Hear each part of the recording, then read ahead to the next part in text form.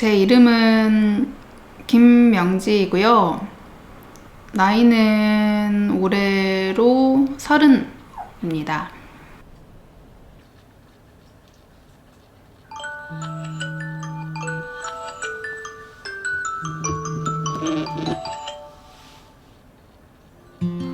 제가 예전에 대학교 다닐 때 굉장히 친한 친구가 있었는데 일을 하려고 시험도 보고 면접도 본다고 하더라고요. 결과가 어떻게 된지는 잘 모르겠는데 오늘 오게 되면 한번 물어봐야 될 것 같아요.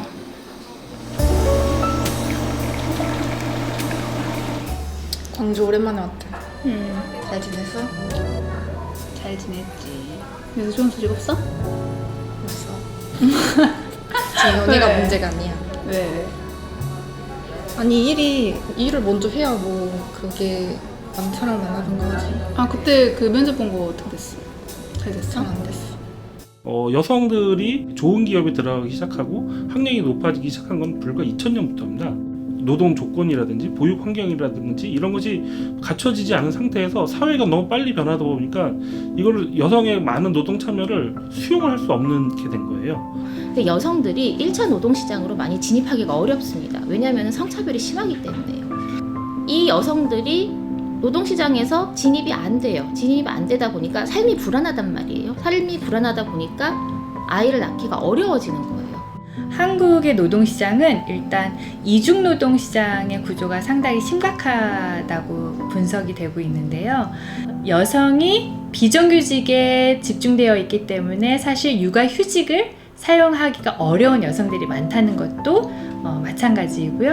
그 동구회장가 어디 다른데 일자리가 있었는데 이제 사람을 추천을 받았나 봐. 그래가지고 괜찮은 사람들이 있는지 좀 이렇게 알아보고 했는데 이제 추천을 해주려고 하니까 남자인지 여자인지 벌써 물어본다 하더라고. 요즘 뭐 한국 여성들이 아이를 낳지 않으려고 하는 이유는 되게 다양한 이유가 있는 것 같아요. 일단 직장에서 아이를 낳는 걸 별로 환영한다고 생각하지 못하는 것 같습니다. 이제 경험적으로 느끼면서 아이를 낳았을 때 내 커리어가 끊길 수 있겠구나. 그리고 또 회사에서 다시 일을 할 수 없을 수도 있겠구나라는 생각 때문에 또 일을 하지 않는 경우가 있는 것 같고요. 또 심지어 그냥 여성이라는 이유만으로 면접 과정에서 너 아이 낳을 계획 있니? 아이 낳고 나면 휴직할 거니? 이런 질문들을 받게 되는 거죠.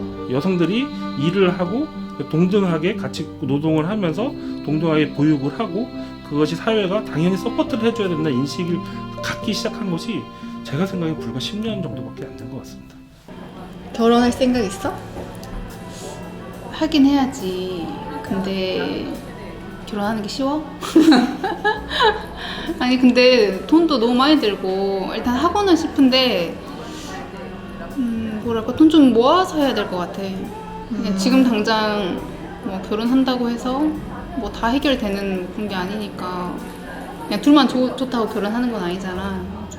그러니까 나중에 애 낳을지 말지 이런 것도 좀 고민을 해야 되고. 한국 사회는 이제 맞벌이를 하지 않으면은 이제 가족이 살아가기 어려운 구조거든요. 가족이 살아가기 어려운 구조이기 때문에 일을 해야만 한단 말이에요. 일을 해야만 하는데 그러니까 여성들은 일도 하고 아이도 키울 것을 요구받아요. 둘 중에 하나를 선택해야 되는데 아이 때문에 내가 그냥 집에서 아이를 보는 사람이 될 것인가? 아니면 좀 더 사회인으로서 날 성장을 하고 더 행복하게 살고 친구들하고도 놀러 다니고 이런 자유로운 삶을 살 것인가? 이 둘 중에 선택하라고 했을 때는 일단 젊은 사람들 입장에서는 일단 커리어 개발은 그 시기에만 할 수 있잖아요. 그러다 보니까 그런 선택을 하게 되는 게 아닐까 생각이 들고요. 결혼 제도에 대한 절대적 반감, 저항이라기보다도 불안함 속에서 그 선택을 유보하는 내 삶을 포기하면서까지 굳이 결혼이라든가 가족을 선택을 하지 않고 자신의 삶을 살겠다는 의지로 보여야지 어떤 선택을 강요하는 게 아니라 이런 미혼에서 기혼으로 가고 짝을 찾고 아이를 낳고 아이를 키우고 이런 데서 행복을 느끼는 것, 이것이 우리 사회에서 중요한 가치라는 것을 우리 사회에 같이 만들어준다고 생각을 합니다.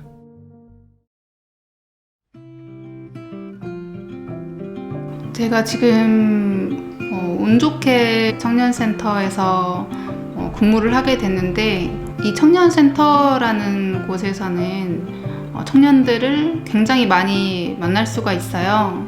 그래서 그 친구들의 이야기들을 굉장히 많이 듣게 되는데 어떤 일자리의 문제라든지 또 그 일자리를 넘어서 결혼하고 어떤 출산하고 이런 삶의 고민을 털어놓는 친구들도 종종 있어요.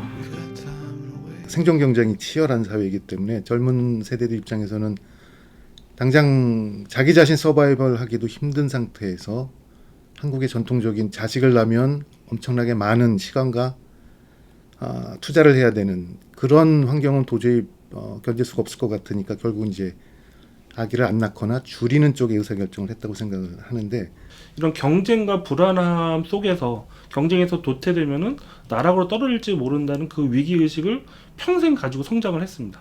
그렇기 때문에 다른 세대, 그 윗세대와는 다른 불안감이 몸에 갇혀 있는 게 하나가 있고요. 보통 퇴근하면 가끔 카페 가서 수다도 떨고 친구들끼리 한잔하기도 하고 그러면서 스트레스를 좀 푸는 것 같긴 해요. 그래서 이따가 친구들 좀 만나서 또 우울한 얘기가 나올 것 같긴 한데 오랜만에 이야기 좀 해보려고요. 근데 요새 진짜 애들 좀 보기 힘들지 않아? 힘들지. 초등학교도 광주인데도 막 폐교되고 맞아. 이래. 진짜 아 많아. 맞아. 학교들 다 폐교되더라. 초등학교도 폐교돼. 한국의 출생률 감소는 지금 OECD 국가 중에서 가장 빠른 속도로 감소했고, 그리고 OECD 국가 중에 그러니까 출생률이 1 아래로 내려간 유일한 국가로 상당히 심각한 상황이라고 할 수가 있습니다. 출산율을 높이기 위해서 지난 한 10수년 동안 이게 우리나라 사회 지출의 상당한 액수를 저출산 문제에다 쏟아부었어요. 그런데 이제 결과적으로는 출산 문제는 더 악화가 됐고 해결되지 않았죠. 내 아이한테 사교육을 안 시키는 순간 내 아이가 고립이 돼. 도태되고 막 이런다고. 갈 데가 없어. 아 진짜 갈 데가 없어서 시킨대. 맞아. 공부 때문이 아니라 내가 맞벌이를 하는데 애들이 있어야 될 곳이 없어. 그것도 좀 안 낳는 이유 중에 하나인 것 같아. 사교육 때문에. 아이들 교육 이거는 엄마가 다 해야 된다고 생각을 해요. 그리고 일하는 엄마들 같은 경우는 엄마들 커뮤니티에서 소외될 수밖에 없어요. 그렇게 되면 내 아이가 제대로 공부를 하고 성장을 해 나갈 수 있을까라고 하는 걱정이 앞서요. 제 주변에 아이 키우는 사람들을 봤을 때도 그렇고 저도 아이를 낳으면 가장 먼저 부딪히게 될 어려움이 아이를 어디에 맡기느냐인 것 같아요. 부모님이 안심하고 아이를 맡길 수 있는 그런 공공 보육 시스템이 좀 더 많아지고 확충되어야 된다는 생각이 들어요. 와, 배다 드릴게요. 와, 진짜 맛있겠다. 진짜 맛있겠다. 제 생각에는 이러다가 나중에는 노인들밖에 안 나올 것 같아. 진짜. 고령화 원인은 뭐 간단히 두 가지입니다. 하나는 이제 신규로 진입하는 세대가 줄어들거나 기존에 있는 사람들이 수명이 연장되거나, 이 두 가지 문제인데, 지금 한국 사회 문제는 뭐냐면 이 두 가지 요인이 모두 다 세계에서 유례가 없을 정도로 빠르게 진행되고 있다는 것이죠. 이 속도를 당해낼 수 있을 만큼 우리가 답을 찾을 수 있을까? 그리고 이것이 만드는 사회적 갈등들을 우리가 현명하게 해소할 수 있을까? 굉장히 좀 불안하기도 합니다.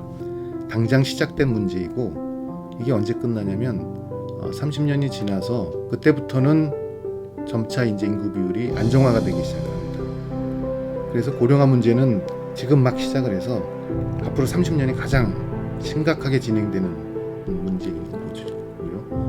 나는 그래서 고령화랑 저출산이 연결짓지 않았으면 좋겠어. 왜냐면 고령화의 문제를 저출산으로 해소하려고 한다는 것 자체가 다음 세대한테 고령화의 문제를 짊어지게 만드는 거잖아. 근데 그게 아니라 지금 살고 있는 세대의 사람들이 이 고령화를 조금 더 해소할 수 있는 방법을 찾아야 되는데 자꾸 이걸 연결시키다 보니까 애를 많이 낳아야 뭐 고령화를 문제를 해소한다 이렇게 말하는 것 자체가 나는 너무 싫고 화가 나.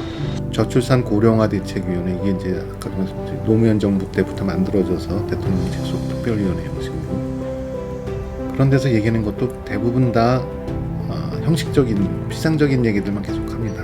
고령화가 이렇게 되니 출산율을 높여야 된다, 예산을 얼마 책정해서 뭐 신혼부부한테 뭐 집 사는데 도와주고 아기 낳는데 육아비용 주고, 이런 얘기들밖에는 사실은 안 하고 있어요. 여성들이 아이를 어쨌든 낳는 주체다 보니까 너가 아이를 낳지 않아서 우리나라가 고령 사회가 되고 곧 초고령 사회가 될 거고 결국에 지금 젊은 세대들은 엄청난 세금 부담을 하게 될 거고 이건 여성들의 책임이네 라고 하면서 되게 이 여러 가지 문제, 여성에 대한 차별 문제, 노후가 보장되지 않는 문제, 이런 문제들을 그냥 여성 개개인에게 지우는 방식으로 쉽게 접근하려고 한다는 생각이 들더라고요. 근데 그래도 요새 남자들도 육아휴직 쓰기도 하고 조금씩 바뀌고 있는 것 같긴 해. 아 맞아. 그래서- 그런 남자면 솔직히 고민해볼 것 같아. 나 진짜 오빠 육아휴직 들어갔어. 1년. 아, 그래? 그러니까 육아휴직 쓸 거면 낳고 안 쓸 거면 안 낳고. 그러니까 이제 독박이 아니라 이제 맞아. 같이 같이 함께 맞아. 가는 방향이면은 괜찮을 것 같아. 근데 실제로 친척 오빠도 이제 육아휴직을 썼는데 회사에서도 의외로 되게 환영하는 분위기였어가지고 그러긴 하다. 조금씩은 그래도 그 인식들이 약간은 개선되는 것 같아. 그 아이는 보호받아야 될 대상이라는 생각이 누구나 가지고 있잖아요. 그 아이가 살아가기에 적합한 환경, 그런 주택을 공급하기 위해서 노력을 할 것 같아요. 그러니까 이런 다양한 가족들의 그 형태를 인정하는 사회가 되어야지만이 사람들이 자연스럽게 내가 처한 상황에서 선택을 해서 아이를 낳고 키울 수가 있겠죠. 열심히 일하고 성실하게 일하는 사람이 기본적인 삶을 유지하게끔 해주는 거. 이것이 정규직이든 비정규직이든. 그러면 저는 그게 답입니다.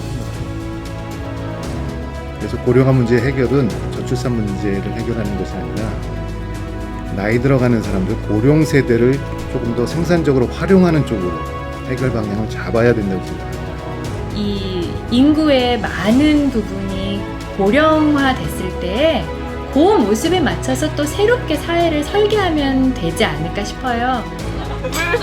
아니 근데 이제는 조금씩 바뀌고 있으니까 그래도 나중에는 좀 희망적으로 바뀌지 않을까. 노력을 해야지. 그러길 바라지.